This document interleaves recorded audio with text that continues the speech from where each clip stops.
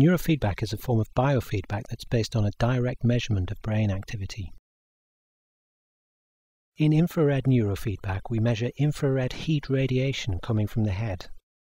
The sensor is capable of detecting subtle changes in real time, which are the result of changes in the brain's metabolic activity.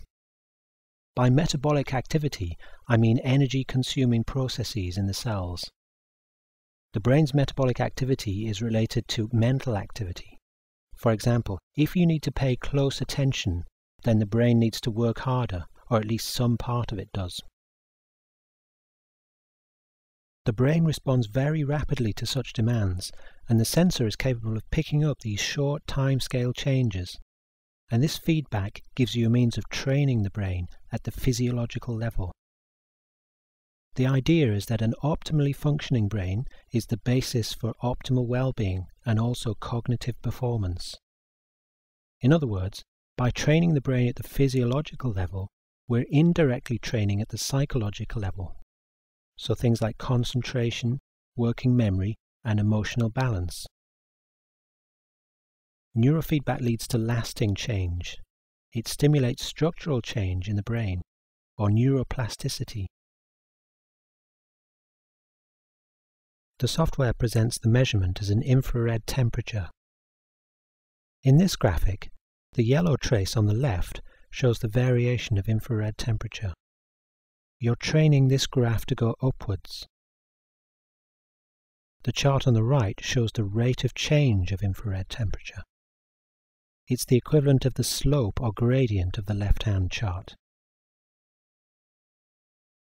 In infrared neurofeedback, the standard site for the sensor is the center of the forehead.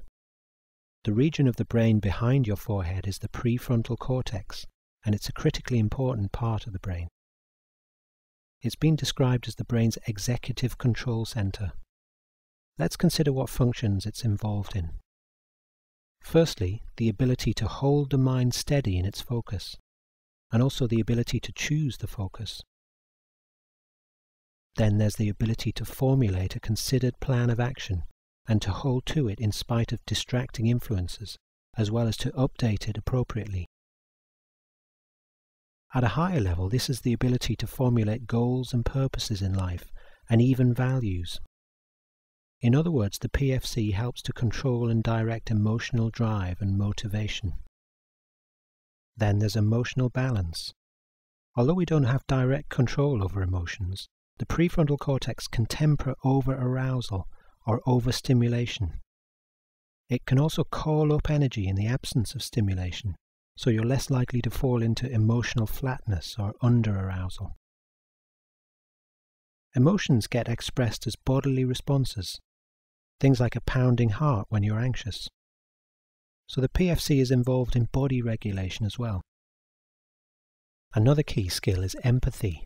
It's the ability to appreciate the minds of other people and to understand how our own behavior impinges upon them. Ultimately, this includes our moral awareness. These skills are collectively known as executive function. So how do you go about increasing metabolic activity in the prefrontal cortex? How do you actually apply your mind? Imagine you can be intensely alert and awake, very focused in the present moment. Imagine something vitally important is happening, something you'll remember for the rest of your life. So the mind is rapt, poised and ready, and the senses are heightened. Your consciousness is vivid and clear. Imagine you could turn up the vividness dial on your mind. Find some positive motivation. You really have to want the graph to go upwards. And yet at the same time remain calm and open, with a spacious awareness. So a kind of sense of urgency, but without being flustered. It's also worth considering what gets in the way, or what causes drops in the brain's metabolic activity. Firstly, states like boredom, daydreaming or drifting off into low energy distraction, and sleepiness.